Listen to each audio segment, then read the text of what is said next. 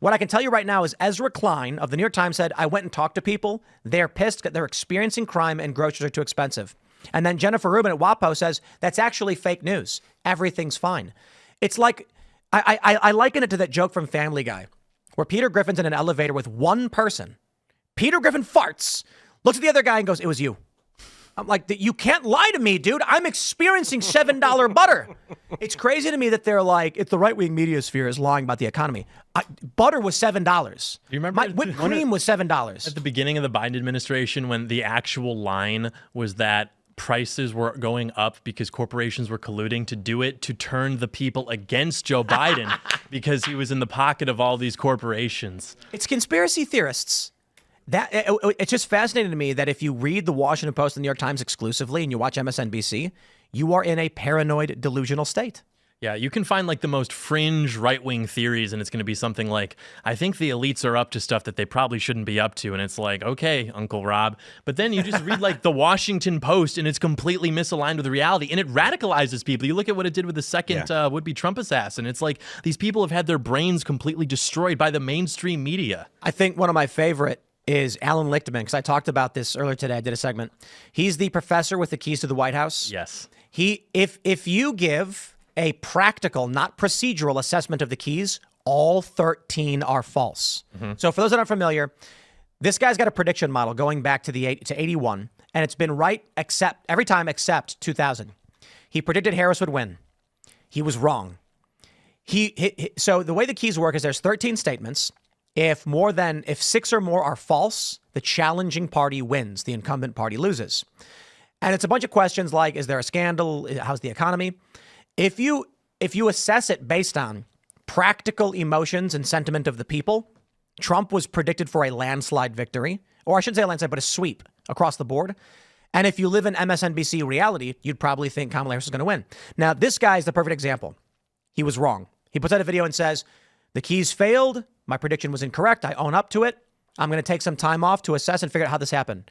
He came back. That makes sense. Goes on Cuomo's show in an unhinged rant. And I'm not kidding when I say unhinged. He's like, you got for the first time ever, a 300 billionaire. He was billions of misinformation. People, billions of views, misinformation. This has never happened before. It is not, my keys were not wrong. They didn't work because 160 years of history were overridden by misinformation. And it's like, my friend, calm down. 160 years of history was not overwritten. That's a ridiculous thing to claim. It's actually rather predictable. You just need to ask some people outside. But this is the reality.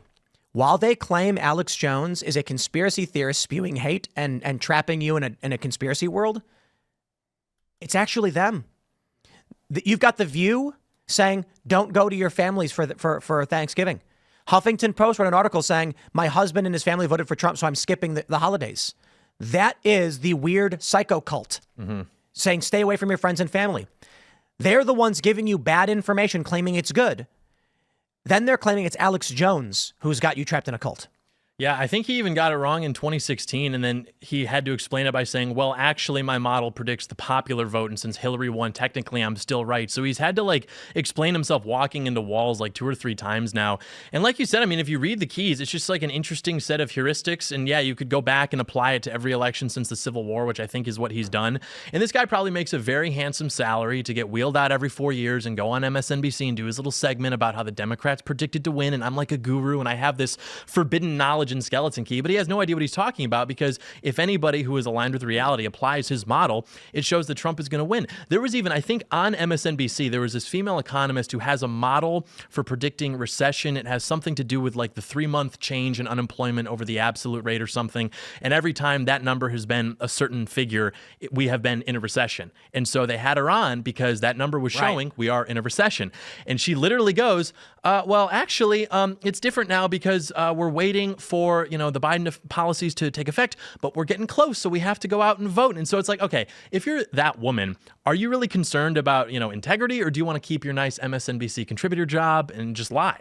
So real quick, Nate Silver, I mentioned this 3 times in the past show, but Nate Silver said, when I was putting out information, it gave me a sample of how Republicans and Democrats react to news and elections. Republicans are happy if you agree with them on some things.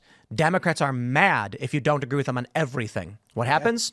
An analyst shows up and they say, we're not in a recession. Tell us we're correct. And she goes, you're correct? And they're like, no recession.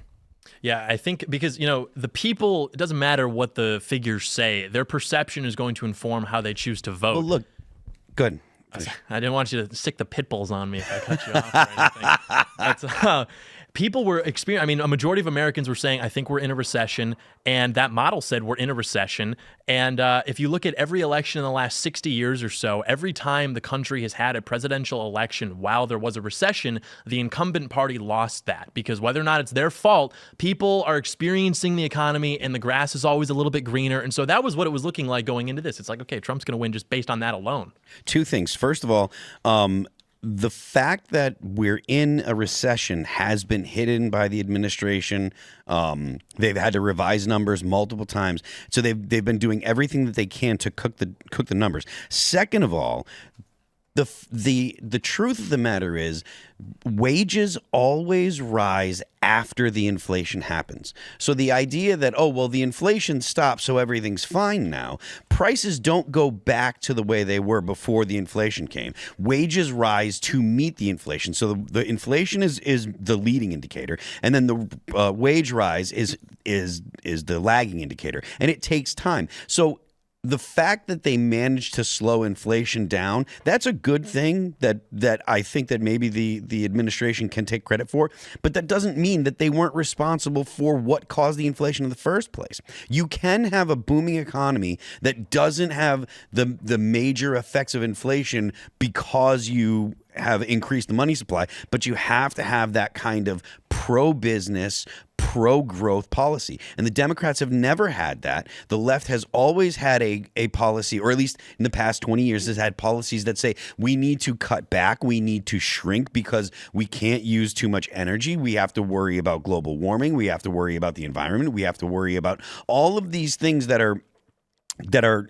inconsequential to everyday Americans, and that have a massive impact on the economy when you regulate for these things.